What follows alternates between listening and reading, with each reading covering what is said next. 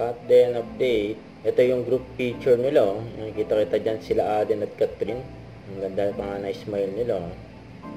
May pagkasama ang mga glam team ni Catherine. Diyan sa birthday ni Justin Claudia. Hindi pa rin tapos sa mga video. Saya ng birthday. May pa si Catherine, no? Yung sumilip.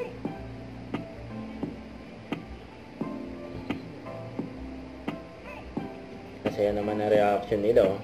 Yung niyakap ni Aden, yung may birthday. Si Justin Claudia. And happy birthday. May napasmay sila. Ito naman post ni Catherine sa Twitter. Yan, about sa endorsement niyang bangko, top diary ng BPI, start earning 5%. Tapos ito pa, post ng Realme Philippines para kay Catherine. Ang ganda pa nga ng model, siyempre ng Realme. Bagong labas na Realme GT6. Post ng fans ni Catherine.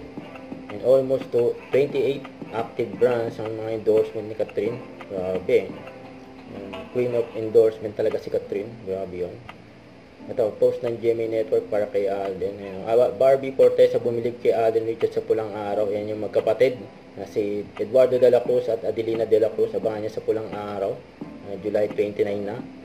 May maswerte na nga nanalo na may pirma ni Alden ang bola. Yan, mula sa Casino Plus. Yan, nanalo. Lucky winner. Thank you, Casino Plus, for this prize. I'm so lucky. Thank you again. Yan. Congrats. Huwag kalimutan mag-subscribe, click ang notification bell kung update. Ito po ang Richard Reaction Vlog. Bye guys, thank you for watching.